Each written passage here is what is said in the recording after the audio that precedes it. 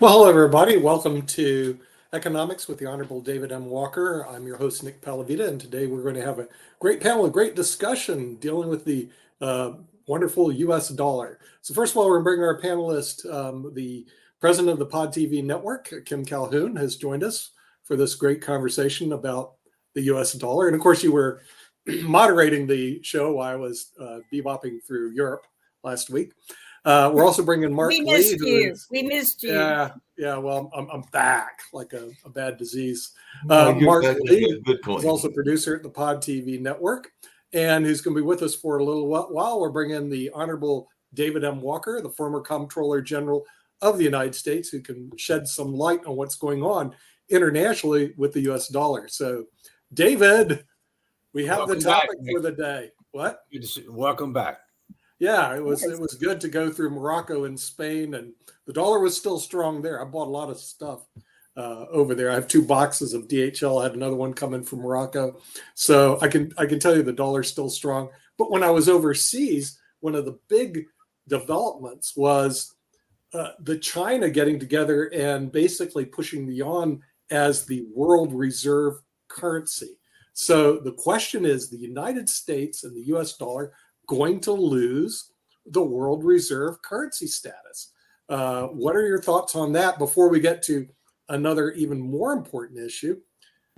Is the United States in the next 7 weeks going to default on their debt? So we'll hand it to you. Well, first, as you know, Nick, both of these topics are addressed to varying degrees in my latest book, American 2040, Still a Superpower ? With regard to the reserve currency, in the book, I said that there was going to be an alliance against U.S. interest economically, diplomatically, militarily, and culturally. And one dimension of that economically was reserve currency status. And the alliance was China, Russia, North Korea, Iran, and several other countries. What we've seen in the last 2 weeks is a number of concrete steps that have been taken by China and others to try to come up with alternatives to the dollar, whether it be a single currency or a basket of currencies. And my personal view is the United States will not lose reserve currency status, but that we will reduce our market share. And some of the things that we've seen is, Saudi Arabia now saying that they'll sell their oil with currencies other than dollars. And you know as well as I do that there are several tremendous advantages that we get by being the leading reserve currency. I think about 60% of central bank reserves are in dollars.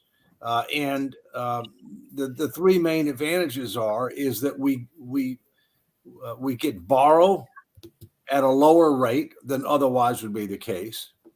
We have advantages from a trade standpoint.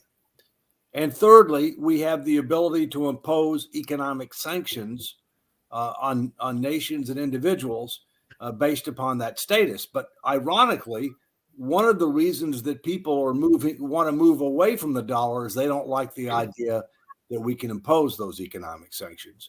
They want alternatives to U.S. power from all those dimensions that we talked about. So, those are my thoughts. We're not reserve currency status, but we are going to lose market share over time. Hey, David, along those same lines, and we talked about it the last time we were on the show, and I've been doing some research on it and doing some interesting readings on it. And we talked about something that I know you mentioned before, which is BRICS. And a lot of those countries historically have not been the greatest friends of the United States. Even Brazil has had its issues with us, definitely Russia and, India. That's kind of on the fence in terms of what its relationship with the U.S. is. But quite a few of these definitely have not had the best relationships, including China and everything. But there are some other ones that have put in membership that have been on our friendship list in the past. So that actually surprised me when I saw that apparently there are countries like Argentina, Algeria, and even Egypt and Nigeria, and even our good friends to the south of us, Mexico, that are applying to be part of this BRICS alliance, including, like I said, Turkey, Saudi Arabia, and Indonesia. But, Nigeria is definitely an economic power to some degree in Africa and around the globe, and it has been a friend of the United States. I could say the same probably about Egypt and a number of other things, and definitely even Argentina, I think, has been pretty much pro-West. So is there a danger when some of these pro-West countries are starting to look strongly at the possibility of this BRICS movement? I think that is a warning sign. Let's understand that there are several different alliances out there, okay, or international consortiums out there. The UN has something called the non-aligned movement. And as you know, I used to be chairman of the audit committee of the United Nations. And so I've got some experience dealing with the UN. And I can't recall the exact number of countries that are in the non-aligned movement. I want to say it was in the 70s, roughly 70 some countries out of roughly 190 countries in the world. And the leader of the non-aligned movement was India, but Brazil was part of it. And a number of the countries that you're talking about were part of it as well. And they basically were non-aligned against the historical polar interest of the U.S. and Russia. But now we've got the emergence of China. And as you know, China has a strategic plan, which includes all the dimensions we talked about, which includes the Belt and Road Initiative, where they're very aggressive at trying to establish relations and economic interest around the world, including in Africa, including in South America, where they're trying to gain access to critical minerals, where they're trying to be able to help with building ports and other critical infrastructure using their labor and using their capital. So they're very aggressive. I think we have to be more concerned when you have countries that historically have been aligned to the United States to one degree or another start moving the other way. And the ultimate irony might be Argentina, because you know what they use for their currency? The dollar. What it is. Right. The dollar. The dollar. That's their currency. Although we also know that, Nick, I haven't been counting, but I think they've gone bankrupt at least twice. Yeah, they've had serious financial issues over there in Argentina. But it seems to me, though, China actually does have a policy. They have BRICS. They have the Belt and Road Initiative. Yeah. And I look to the United States and see what we have, and I didn't find anything. So you didn't miss it, Nick. I was going to say, maybe you can shed some light. We've been a republic since 1789. Yeah. And we still don't have a comprehensive, integrated, future-focused, results-oriented, resource-constrained plan focused on those four dimensions. And we consider our plan the budget. The budget is a one-year document, and it's not outcome-based. Yeah. Yeah. And but also, if you look at the power of BRICS, you have Brazil. I mean, don't we have to start questioning whether these people are allies or not, or friends of ours? Okay, so Brazil heads it up. Then Russia. We know where Russia stands. Their objective is to destroy the West. They don't really care. Then you have India. We have a lot of people in India come on our shows, David, but we're going to have to start asking questions. Whose side are you on? Seriously, because India, I think, recently became the largest country, or will, in the world, with 1.6 billion people in terms of population. Then you have China. China, I'm glad to see India and China aren't in a war, but are they in a Cold War against the United States? That's a good question, okay? Because India, China, and then South Africa. What's South Africa doing in this equation? So we look at this. They were an ally at one point. When you look at this BRICS alliance, then you look at what does the U.S. have? And I couldn't find anything, David. I was going, I like to travel internationally, but I also like to go to countries that don't hate Americans. And we've got countries, we've got Europe. There's a whole list. I found it, and most of it is NATO. Because last week after we had this conversation, I'm like, who is on our side? And I mean, some of them are probably still questionable, but there was a really nice tall list. But it's still, we got to unite a little bit harder with some people who are going to be stronger and more powerful alliances with us if we're going to continue on the path of still being the superpower, I think. But Jim, along those same lines, and I know that Sasha's not here with us, and I kind of alluded to it in our last show and everything, meaning the new show earlier today.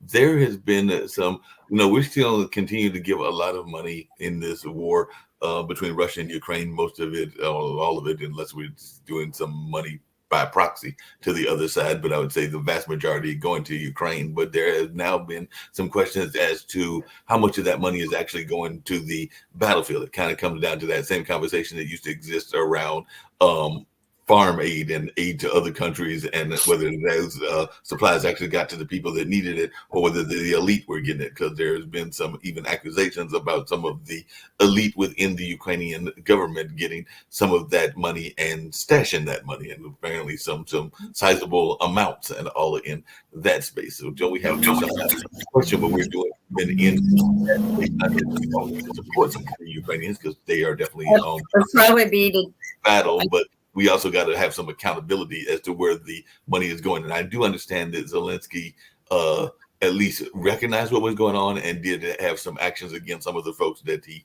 caught. Now, whether he caught all of them or he just gave a slap on the wrist to a couple of them that he decided to, that is a question for conversation.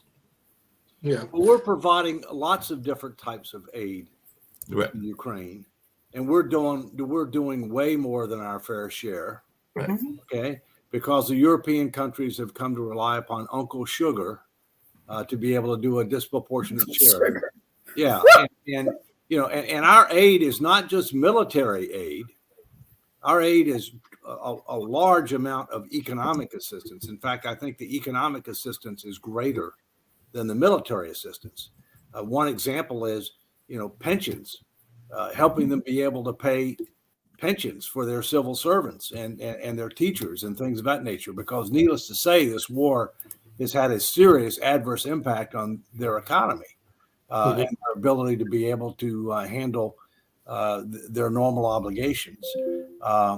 But, let's look back at some of these countries. We know that Russia and China and Iran and North Korea are aligned in U.S. interest. Against U.S.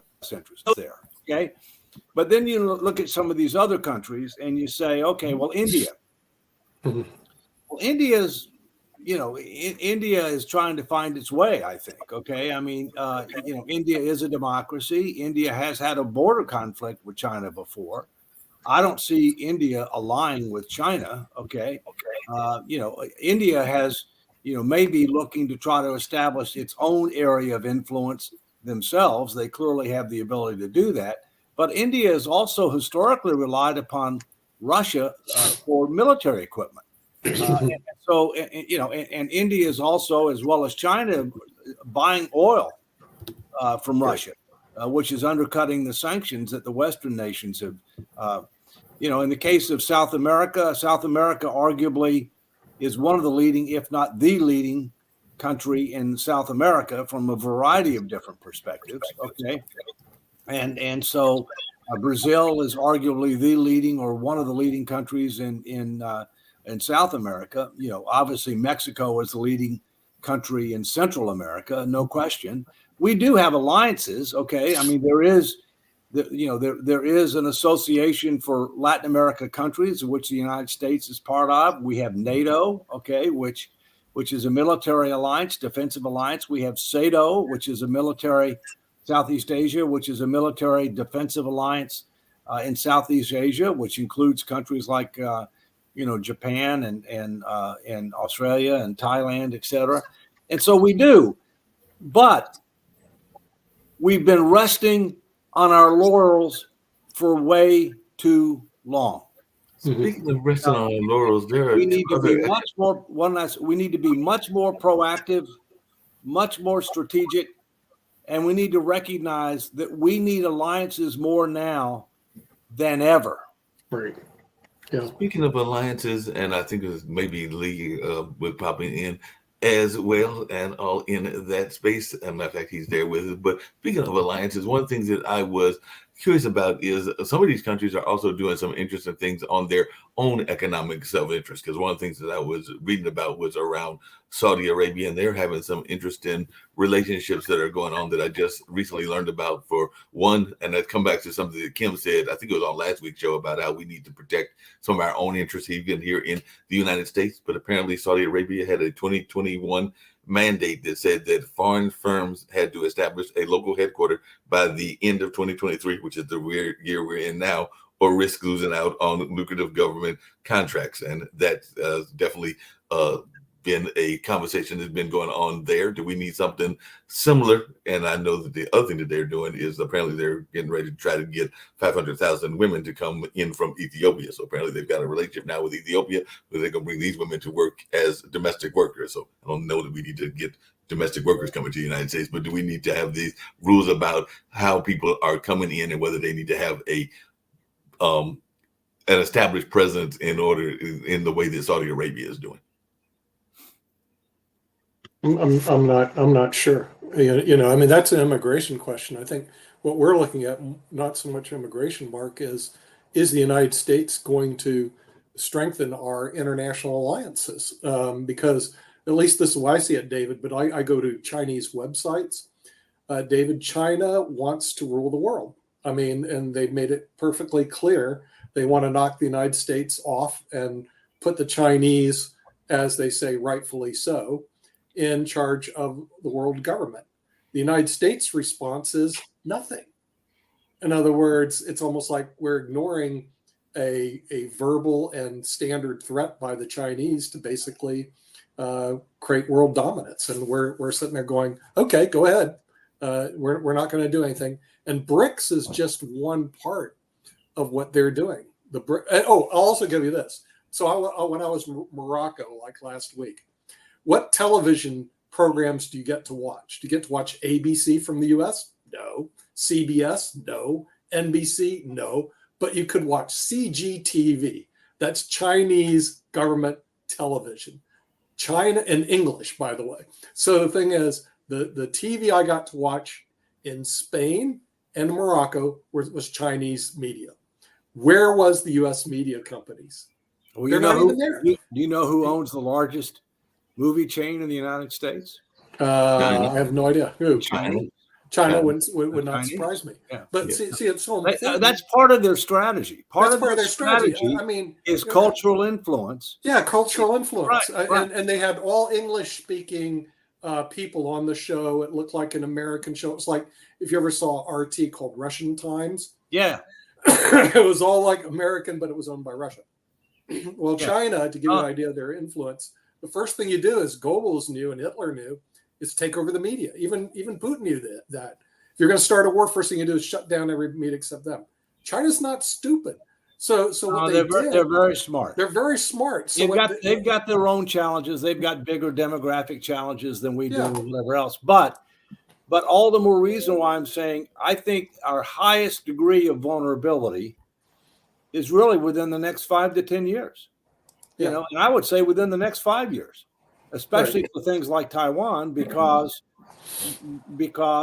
they're rising, we're declining, absent a course correction. And given some of the challenges they face, especially with regard to demographics, you know, they have an incentive to, if they want to do something, to do it sooner rather than later.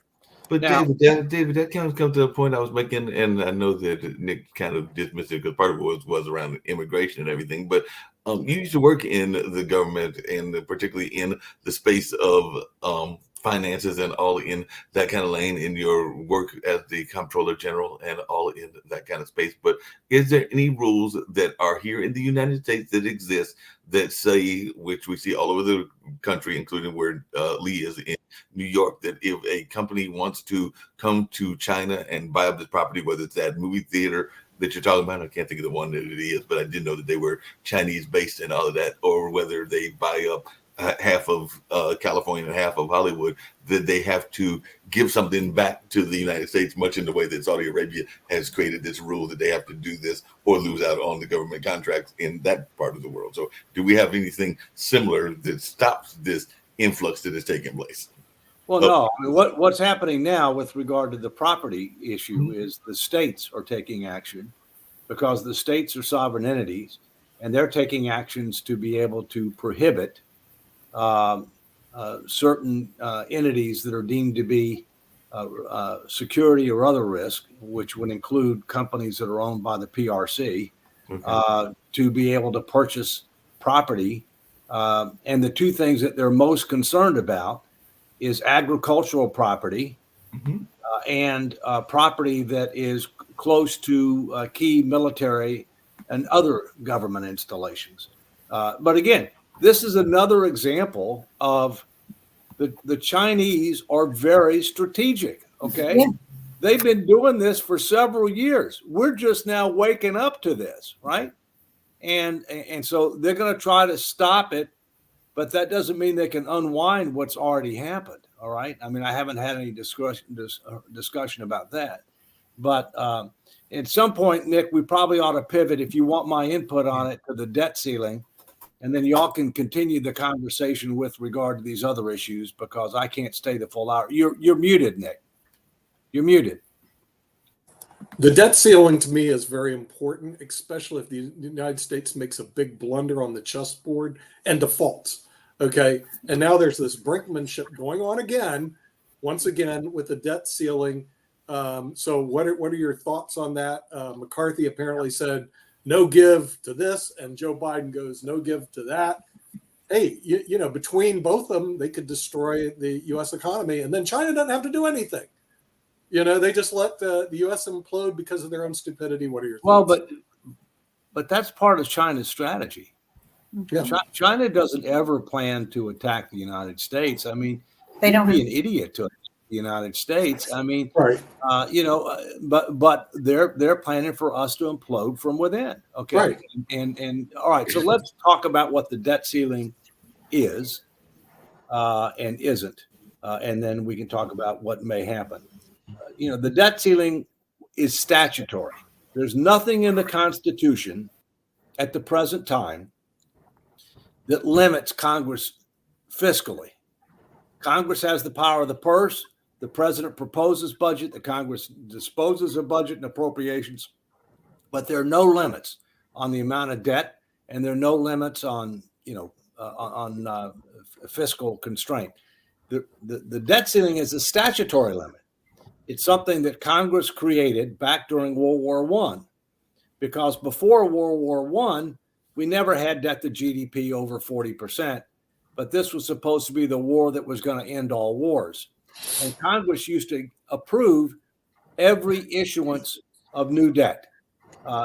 And, you know, when you're fiscally responsible, you don't necessarily have to do that often, right? But when you get into a world war, it's likely to be more frequent. And so they passed the debt ceiling limit with the idea that it was intended to provide some fiscal constraint, but it was also intended to be an efficiency measure, so they didn't have to approve each increase or each issuance of debt by the Treasury Department. Okay. You know, fast forward to where we are now, you know, the debt ceiling is a lag indicator. Okay.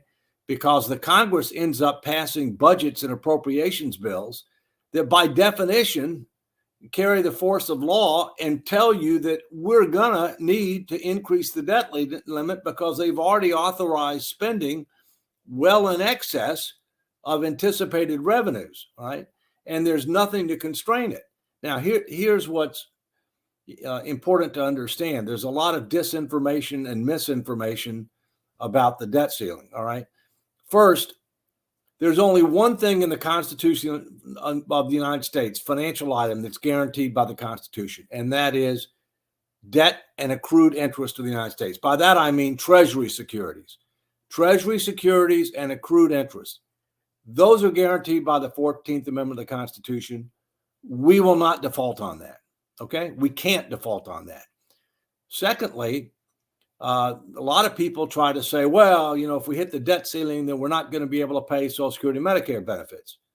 Not true, because as long as you have assets in the so-called trust funds, which, by the way, is government debt, as long as you have assets in the so-called trust funds, then you can cash in those bonds, which are non-readily marketable, closely held bonds, go to the market to be able to generate the cash, because those bonds are counted in the debt ceiling. All right. And so as a result, you're just moving from closely held bonds to bonds, held by the public. And that doesn't change the amount subject to the debt ceiling. Now, obviously, the amounts that are in those trust funds are drawing down, as has been noted in the latest Social Security Medicare trustees report. But if we did hit the debt ceiling, what would have to happen? You wouldn't be able to pay everything else. You'd have to start making choices on what you were going to pay. You'd have to probably have a partial government shutdown, so you could save payroll costs, at least temporarily. You'd probably have to delay payment of contractors. We don't want that to happen. It should not happen. In my view, it won't happen. But they need to start getting serious about what kind of deal can be done, because the idea of raising the debt ceiling without any conditions, to me, is not appropriate. We are totally out of control. On the other hand, we need to be talking about what kind of conditions ought to be part of a debt ceiling deal. In my view, you have the budget process, which is what you should be using to cut spending. All right. And so that should be handled through that normal process. The question is, what can we do as a condition of the debt ceiling that might actually help us to start treating the disease? By that, I mean the large and growing imbalance between projected spending and revenues. What are we going to do to close that gap? And that's why when I testified a couple of weeks ago in the House, I said you should think seriously about creating some type of a statutory, which means the Congress buys in, the president buys in, statutory fiscal sustainability commission comprised of capable, credible, and non-conflicted individuals that would engage the American people with the facts, the truth, the tough choices, solicit input, set the table for tough choices on social insurance programs, defense and other discretionary spending, and revenues. Because we need to do that. The only way we're not going to be able to put our finances in order through the regular order. That's just not going to happen. And statutory approaches just haven't stood the test of time. Last thing is, as I've said many times before, we've got to have a constitutional amendment that limits how much debt as a percentage of the economy we can take on absent extraordinary circumstances, because one Congress can't bind the next Congress through statutory approaches. The only thing that can bind current and future Congresses is a constitutional amendment. Hey, David, along those same lines, and I do not tend to be the economic or the economist among this group and everything, but I've been hearing a lot of conversation online and a lot of other places about this. We're coming up on tax season, and tomorrow is officially tax day, since the 15th fell on the weekend and all that. And I know some people got extensions, but apparently the United States has this whole notion. It's today. Tax day is today. Okay. Yeah. Today, the 17th. Be sure you file that timely extension, Mark. I got you covered. But the question in that space was, with taxes being filed and all of that being done, the U.S. also has to keep its money in line. And I've been hearing conversations over the last several days and several months about this $1 trillion, and I said trillions in plural, that is apparently out there just missing or miscounted or not being properly counted and all of that. They were talking about like some derivatives and some other things in that space. I'm going like, how do you lose $65 trillion in accounting, and how do we get around this unrecorded stuff that's on the balance sheet? Because when I'm going like, wait a minute, there's like $1 trillion lost, as a regular citizen, I'm going like, how does the government lose a 65 or however many trillions of dollars in that space? A lot of folks can't even fathom that amount. So please try to explain that to the common folks like myself. Well, I'm not sure about what 60. Okay, maybe I think I know what you're talking about. We have a budget which is cash based. Right. And we have annual financial statements which are accrual based. Mm-hmm. But we need additional improvements to the annual financial statement. For example, the amount that we owe to Social Security, Medicare, and other government trust funds the so-called, the closely held bonds that are guaranteed by the full faith and credit of the United States government, both as to principal and interest, and the 14th Amendment, they're not counted as a liability by the government. Because what they want to say is, well, we really owe it to ourselves. No, you don't. You owe it to the beneficiaries of the Social Security and Medicare system. You took their money. You spent their money on other things. You replaced it with a bond that's guaranteed. It's got legal constitutional substance. You should recognize that as a liability, because you should treat these trust funds as separate and distinct legal entities, not as a separate account or sub-account under the general ledger. All right. Another example is the biggest numbers relating to the U.S. government are the differences between what we've promised for Social Security and Medicare and the amount of expected revenues we have to deliver on those promises, and the bonds that we have that are guaranteed. That's the $75+ trillion number. Yeah, that would definitely be that. Financial statements. Yeah. But they're in the footnotes. They're in the footnotes. So what this article was talking about. Well, the article. Let me clarify. There is a separate statement of social insurance. I apologize. We got that done when I was Comptroller General. We got that done. We also got laid the foundation for a long-range fiscal projection when I was Comptroller General. But it's not on the balance sheet. And so what I've argued is two big things. One, the bonds ought to be on the balance sheet as a liability, and we should have a double bottom line for the balance sheet. The first bottom line should be the numbers with the current numbers with the intergovernmental bonds. The second one, which should consider the unfunded obligations of Social Security and Medicare. So we should have a double bottom line. So we're providing much more visibility, much more transparency with regard to our true situation. And I continue to advocate for that.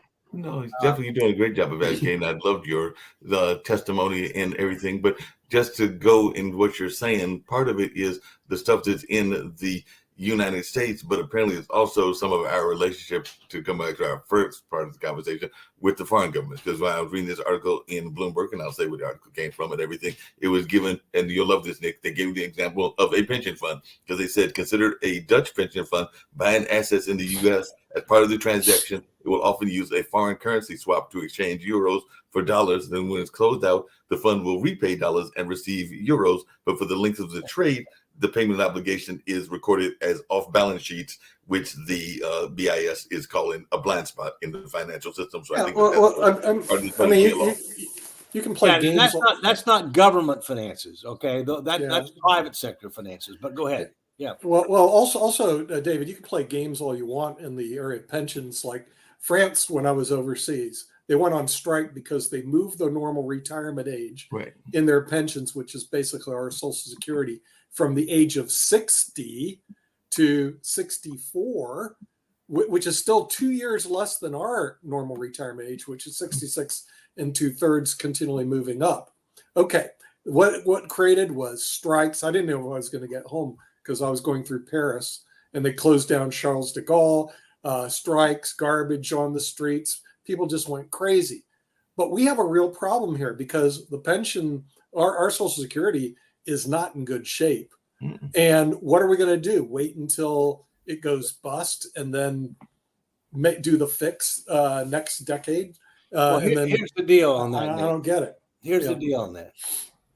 There are plenty of demagogues and laggards in politics that want to say, don't touch Social Security, don't touch Medicare, or so-and-so wants to touch Social Security and Medicare, and they try to demagogue, all right? Right. But here's the truth. You have to. The truth is, you have to. Thank you, sir. The other truth is, if you do nothing, you are de facto arguing for cutting 20% plus of Social Security benefits across the board, increasing. So that's what they don't want to talk about, all right? And the last time that we reformed Social Security was 1983. Now, why did we do it in 1983? The reason being is the so-called trust funds were going to go to zero within weeks. Right. If the trust funds go to zero, by current law, you can only pay benefits out of trust fund assets. There's nothing to Therefore, pay. to the extent that you've got a gap, which is that 20% plus number that I mentioned before, you got a gap, you have to immediately cut benefits across the board. Now, that's obviously inequitable, and it's obviously not politically feasible because the people who vote with the greatest propensity are seniors. Mhm. But in that case, they didn't do anything until they got within weeks of the benefits. Now, this is an example of something that a fiscal sustainability commission could deal with. All right. There are other proposals out there for things. There's something called the Trust Act, which would set up a commissions for Social Security and Medicare and the Highway Trust Fund, separate commissions comprised of members of Congress who have less than a 20% positive rating by the American people, who would try to come up with recommendations on these programs within, I think, like 90 days. How much interaction are you going to get with the public, meaningful interaction in 90 days? Okay. I mean, what we have to recognize is we need a comprehensive solution that doesn't just deal with social insurance programs, but also deals with defense and other discretionary spending and the tax code and revenues. And that's going to take time. This commission is going to need probably a year to be able to do what really needs to be done in a meaningful way, and then set the table for a vote by members of Congress. Yeah. And actuarially, the sooner you get to the problem, it's like a disease. The sooner you get to the problem, the easier the correction is, actuarially. When we wait, which is what it looks like they're going to do, then when you try to correct it actuarially, it is a huge problem. The disease is basically taken over, and the corrections are very poor. So the sooner you address it, the better. Unfortunately, the politicians have to tell America the truth. None of them will. That we either have to raise taxes to cover the Social Security, cut the benefits of Social Security, or frankly do both. Yeah. Okay, none of that's good news. None of it's going to get you elected. They're but ultimately, it is the truth. Yeah, they're ultimately going to do some of both. Okay, they're going to do some of both. They have to. At the same point in time, people who are retired or who are very close to retirement are not likely to be affected very much. That's correct. Right. The younger you are, the more you're going to be affected. Off you are financially, the more you're going to be affected. But here's the frustration. The frustration is seniors think they're going to get taken advantage of. There are other words I could use, but I won't use them. Young people don't think they're going to get anything. They're both wrong. So therefore, if we end up reforming the program sooner rather than later, phasing in the changes over time, right, we can exceed the expectation of every generation of America. But this comes back to the biggest deficit this country has, even though the budget deficit's big. That's not the biggest one. The biggest one, the leadership deficit. Yeah, they don't have leadership at all, because if they would, somebody would sit there and say, "I'm going to tell you the bloody truth about Social Security." That's why you need capable, credible, respected, and non-conflicted individuals to comprise these commissions. Right. Because they're not running for re-election. Right. They don't have a 20% approval rating. Okay. Yeah. They don't, and you don't want people from interest groups either. Yeah.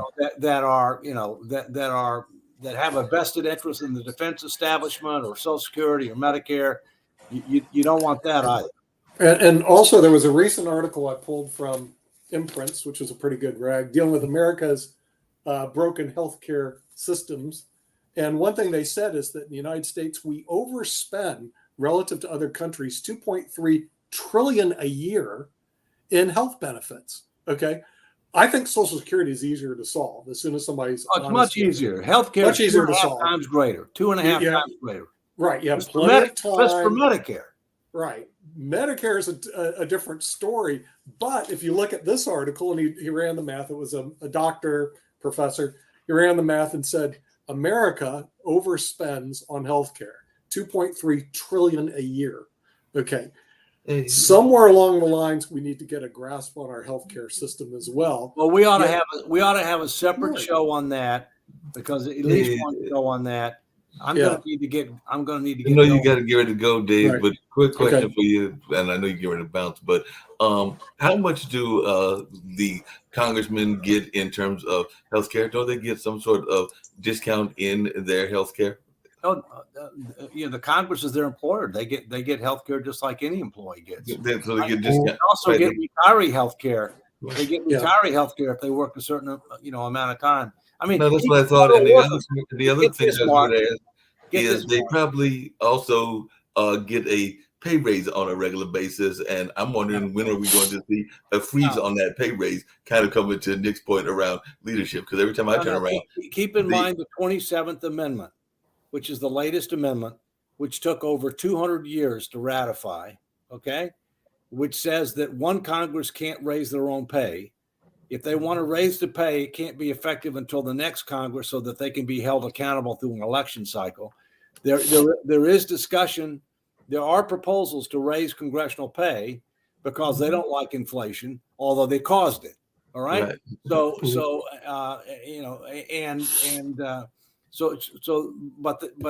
that's how the system works. Understand this. Believe it or not, you can work for the federal government for 5 years near the end of your career, retire, and be eligible for retiree health care for life.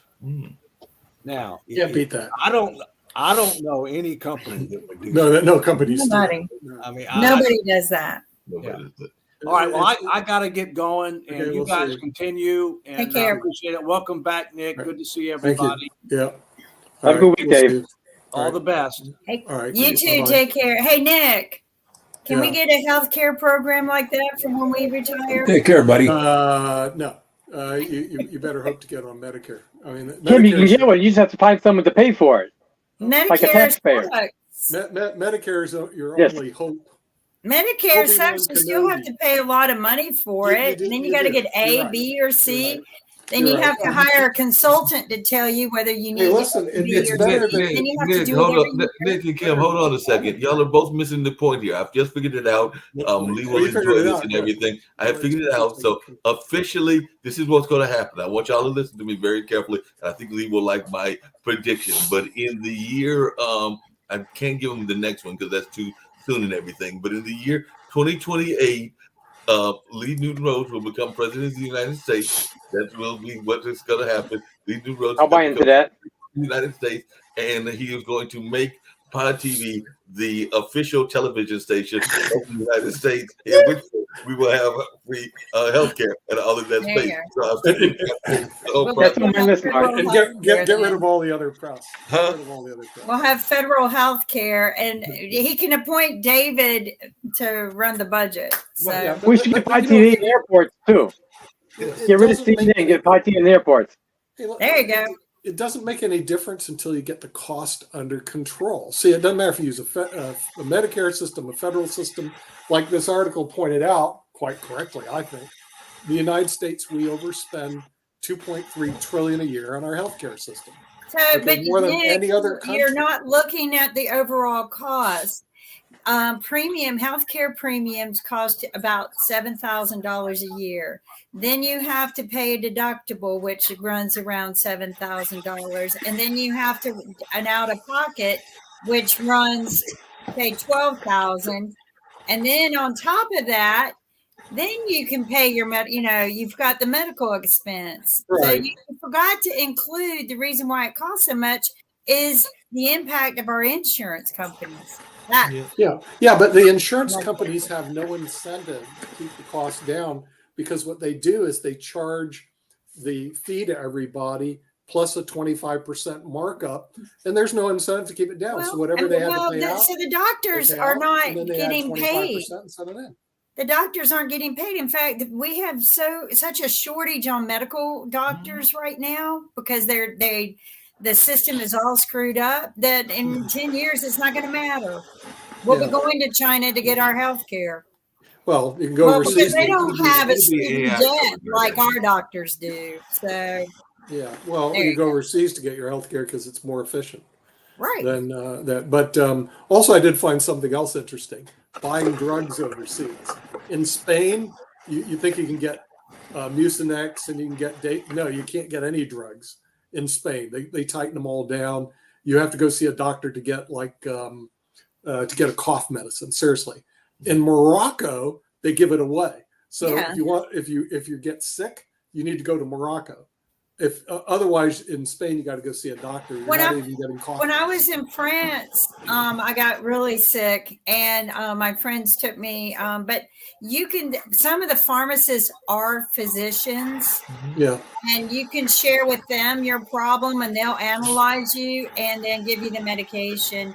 I mean, Oh, they really? Okay, they can do that. Okay. simple stuff over the counter.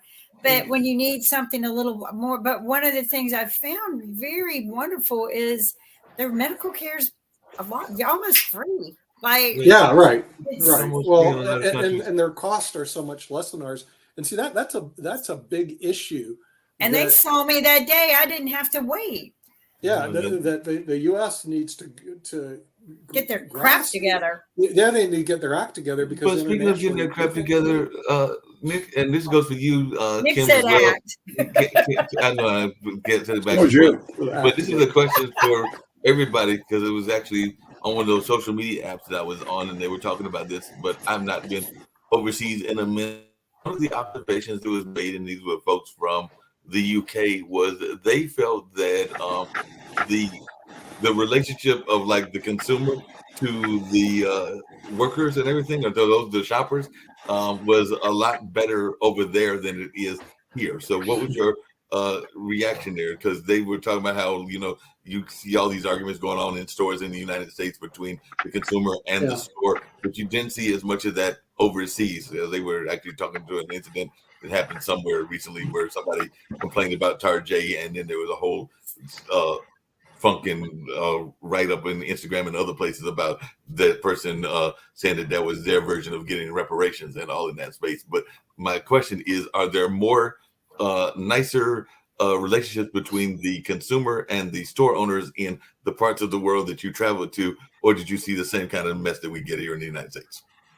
Well, you don't see the mess. It's a lot less messier overseas because, like they say, the people that are like in Spain, they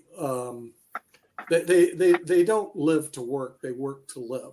Okay, so the thing is, and they said that Huge difference. they want to have a nice life basically over there, and they're not interested in all the garbage that we have here. Which, like I said, the United States is dangerous. Well, and they 10 treat each times other more with dangerous to Right. live in. 10 times more dangerous to live and in. they're so respectful to each other. And one of the things I thought was interesting, and I guess it cut down on their shoplifting, but like a lot of the smaller convenience they do stores, pickpocketing. They do shoplifting. They pickpocket. it's all at the counter. You go there and you tell them what you want, and they go get it for you and bring it and check it out, and then you pay for it. So I noticed that when I was in Colombia, there was some of that in Europe, not a lot, but I did notice a lot of that in Colombia, which I thought was interesting. Yeah, it's just a different way of life, but their cost structure, at least health wise, is a lot less than ours. Cost in general, a lot less. So much better. Even Colombia, I spoke with some. I went there, and Nick, you travel, and the same thing. I just felt like the crime rate was less when I was in Colombia than you feel safer when I come to the U.S. Yeah, you feel safer, but the metrics also tell you are safer over there than you are in the United States. The United States, and the Moroccans were even complaining about it. They were going, the United States is crazy. You guys are dangerous. No one wants to go visit you guys because you're dangerous. And they were right. I mean, and every time I turn around, there's bigger and more shootings and deaths and murders. I mean, there was a murder related to my family 2 months ago, where a bunch of punks shot someone. And unfortunately, it's not getting better. Okay, I see the U.S. has diseases that are getting worse, and the Chinese attitude is this: like Lot said, the best way to win a war is not fire a shot. So our war against the United States to take over will be real easy. We just let the U.S. implode, which is what they're counting on. And because we're all egos. That's something I heard in various places that I went to, that the Americans have a heavy-weighted ego problem and greed. And it's like you said, it's not about working to live or just... Only the British may beat us in that one. And it's all about one-upping, right? It's not about helping others up. It's about how much more can I one up someone. I think Trump started that. Let's one up each other in our campaign. No wonder the rest of the world is like, oh, they're going to kill each other. Our leaders can't even debate, right? Yeah.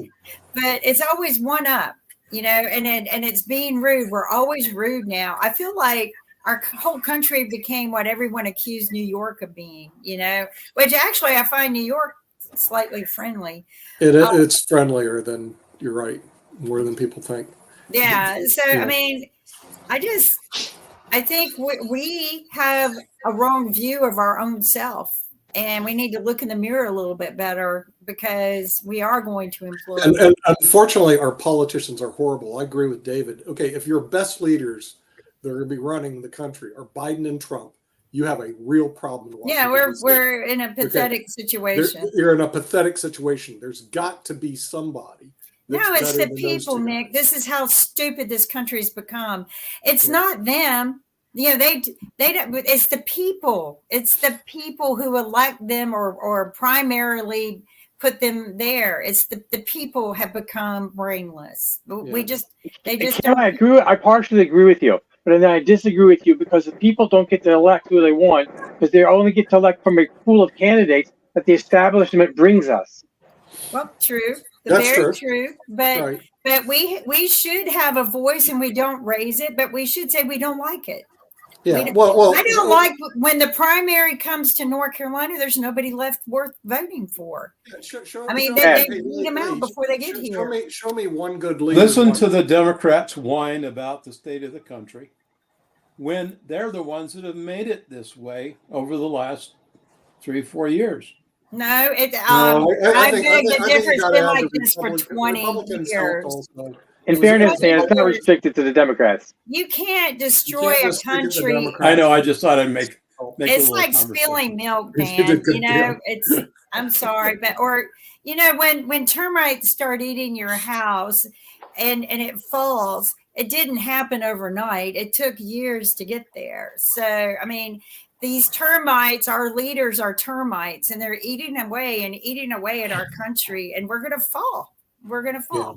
Well, the American people are a victim of a really an undeclared war.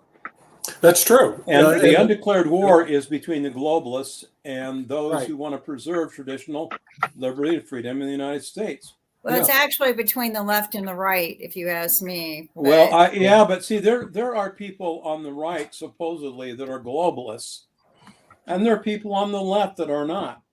Well, and the problem is the globalism is the thing that's creating the problems in the United States. The fact that we cannot be a strong nation, united, because we're getting pulled apart by the special interest groups, the elites, the corporate elites, and others who have the vested interest in destroying our freedom and enslaving us as a people based on their philosophical choices. People like Bill Gates, they want to recreate this nation into a bunch of serfs, so that the middle class is destroyed, and the American people have no choice to do but whatever the government decides they should do. And that is not what America is about. But Dan, when did that change? We've been training people in the school system. Oh no, Mark, it's been that way for you black folks for a long time. And not just black folks, it's been that way in the system. The system is created that you are trained to go to work for a corporation, and that is what has been encouraged, I would argue, for decades, if not centuries, in the U.S. Oh yeah, sure. Yeah, then you end up going to the company store, right? There's a song by about that, and that's basically we're seeing the erosion of fundamental freedoms and rights in the United States. We're seeing the destruction of the middle class. See, the things that makes America great is, number one, it's faith, the faith of the people. Number two, the liberty and freedoms that we enjoy. And number three, the willingness of people to take risks and create small businesses and generate jobs and support our economy, because the American system was created to generate wealth and prosperity because of freedom.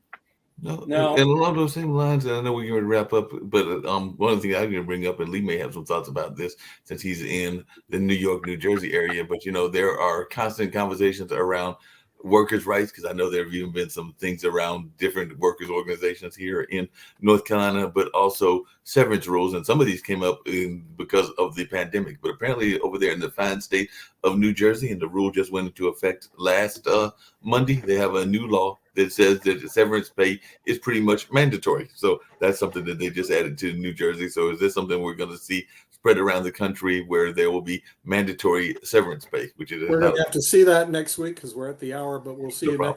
next time on the media show, which is coming up right afterwards on the network. Till then, good night.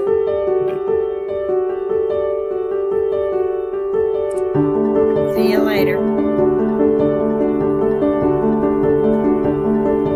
See you guys next week. Take care.